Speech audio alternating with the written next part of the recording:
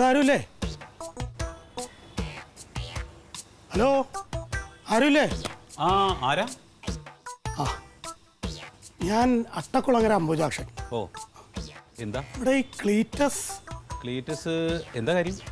അല്ല, ഒരു അത്യാവശ്യ കാര്യമൊന്നും സംസാരിക്കാനുണ്ടായിരുന്നു. എന്നാ വരൂ, ഇരിക്കാം. അല്ല, ഇരിക്കാനൊന്നും സമയമില്ല. ക്ലീറ്റസിനൊന്ന് അത്യാവശ്യമായിട്ട് കാണണം. കാണാം. അതിനെന്താ, വരൂ ഇരുന്നിട്ട് സംസാരിക്കാമല്ലോ. ശരി.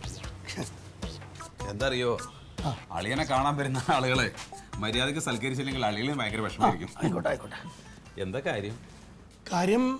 ഞാൻ ഈ എഴുത്തുമായിട്ട് ബന്ധപ്പെട്ട് സംസാരിക്കാൻ വന്നതാണ്. അയ്യോ, സീരിയലാണെങ്കിൽ അളിയൻ എഴുതില്ല. ഇനിയിപ്പോ സിനിമയോ അങ്ങനെ എന്തെങ്കിലും വേണമെങ്കിൽ ഞാനും കൂടെ ഒന്ന് പറഞ്ഞു നോക്കാം. അളിയാ.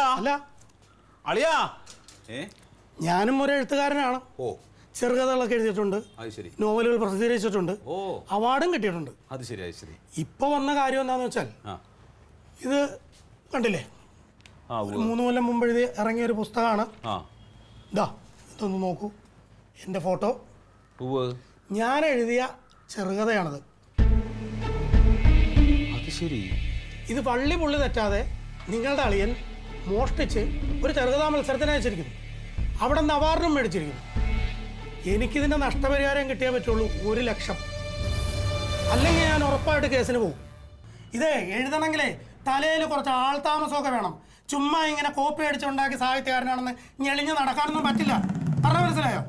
എനിക്കിതിൻ്റെ നഷ്ടപരിഹാരം കിട്ടിയേ പറ്റൂ. എല്ലാവരും കേൾക്കാനാ പറയണം, 1 ലക്ഷം രൂപയെങ്കിലും എനിക്ക് കിട്ടിയേ പറ്റുള്ളൂ. അല്ലെങ്കിൽ ഞാൻ കേസിന് പോകും. ഉറപ്പാണ്, നിങ്ങളുടെ കുടുംബം വരെ ഞാൻ മാറ്റിക്കും. എല്ലാവിധ തെളിവുകളും ഉണ്ട് എൻ്റെ കയ്യിൽ.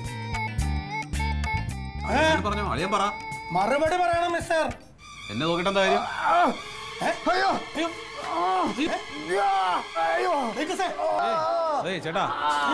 ചേട്ടൻ വന്നേ.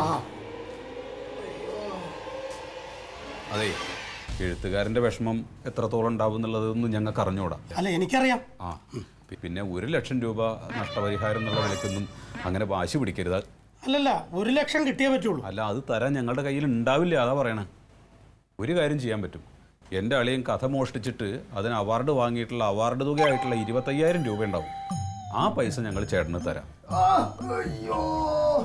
അത് തരുമെന്നേറ്റല്ലോ? അത് തരും. നിങ്ങൾ അളിയനും ഭാര്യയും ഏറ്റൊരു കാര്യമാണ്. അല്ലെങ്കിൽ ഞാൻ കേസിന് പോകും.